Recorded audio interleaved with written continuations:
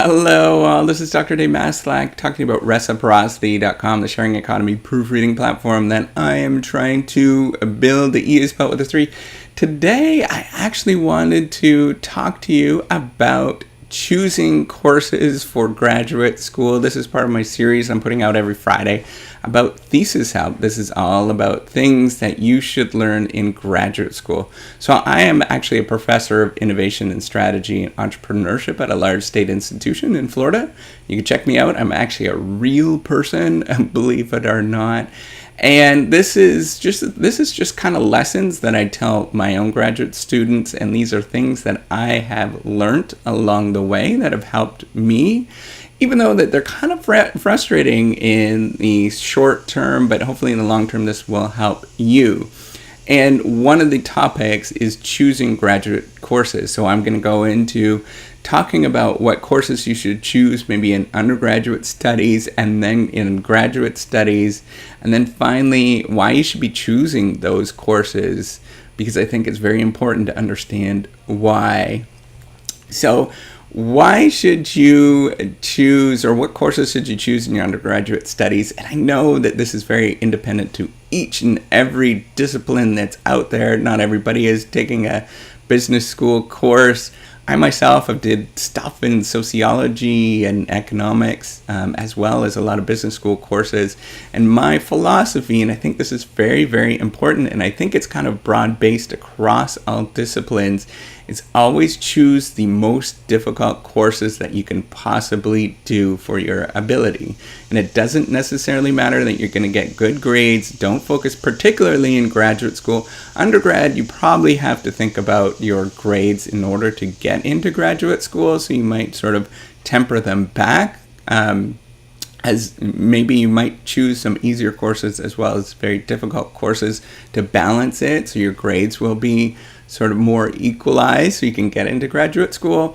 But then you also want to think about the when you're in graduate school, very often the grades are not necessarily as important as the content that you learn. The grades are sort of secondary. And the reason why I say that, the goal if you're in graduate studies, if you're doing a master's degree or a PhD, is to publish papers. So it's important to publish papers, not necessarily to get good grades on your courses.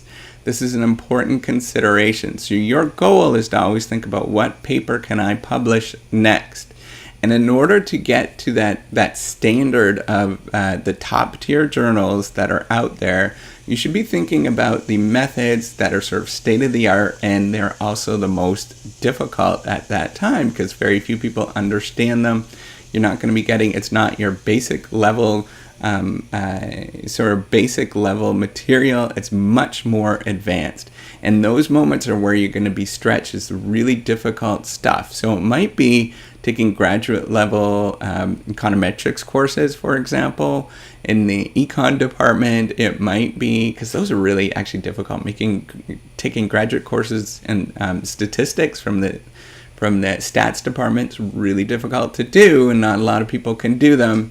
However, they're going to take you to the next level that other people can't do currently, because you got to think about what you're always doing. You're playing a game in the when you're publishing a paper. You have to sort of present a advanced enough material that you can get in, as this is sort of describing that this is the most advanced thing in a paper or in a journal, but as well as sort of play down to the reviewers that are currently there and they're currently understanding, because those reviewers are generally much more senior. They have taken methods courses years ago, and some of that stuff is going to be, maybe they have lost some of it, so they have to, you have to sort of make them follow along throughout the process, and that's just kind of the standard way of describing the writing a paper. So you want to focus on the most difficult most difficult courses, and usually those are theory courses, or they are very advanced theory courses, or they are some sort of methodological course, some very difficult methodological course.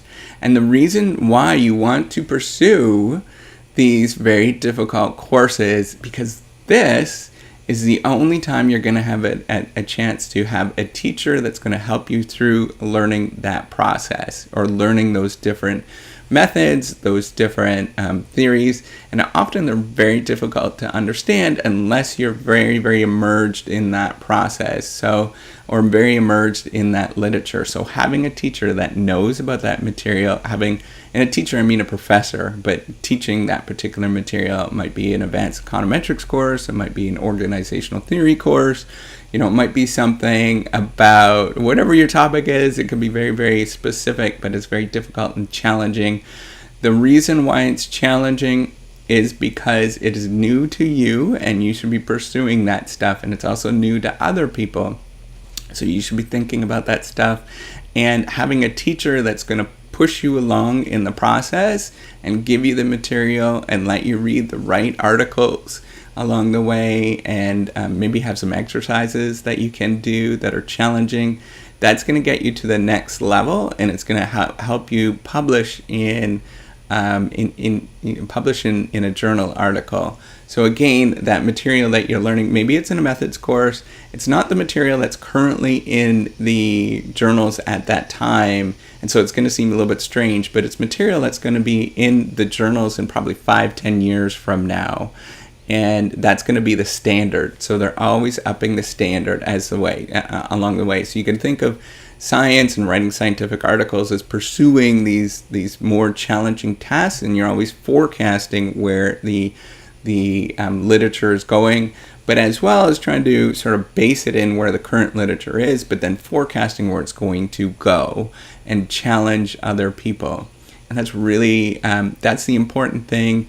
And that's why you should be choosing the most difficult courses that you can possibly choose, and not worry about the particular grades, particularly in graduate school, because the grades are not necessarily as important as writing those articles. So you want to focus on doing difficult coursework, whatever the most difficult coursework you can do, because you won't be able to have a teacher in the future, and you're going to have to learn that on your own, and that is a lot more difficult than when you're in graduate school and somebody is holding your hand throughout the process and helping you throughout the process. So if you like these videos, this is part of my Thesis Help series I'm putting out every Friday. If you're interested in them, you can come back on Fridays. I also put out stuff about innovation and strategy in various days of the week. Also, I talk about writing and sort of nerdy stuff in science on Wednesdays, if you're looking into that, and writings on Mondays. And then lastly, if you're interested in what I'm doing with the Reciprocity Project, the E is spelled with a 3. So this is a sharing economy proofreading platform. And what I'm trying to do is actually do sort of scientific studies on it. It's got A/B testing that other people are currently unable to do. And the cool thing is I would like to eventually start using some of the funds that are generated, the revenue that's generated, to reinvest in graduate students and help them along the way. So that's it. You can check out what I'm doing. Look at the old videos where I talk about this kind of stuff. And if you like this video, do the old, and you could also do it that way as well. If you don't like it, that's fine. And make sure you do subscribe to the YouTube channel, and I will see you on the next video. Take care. Bye.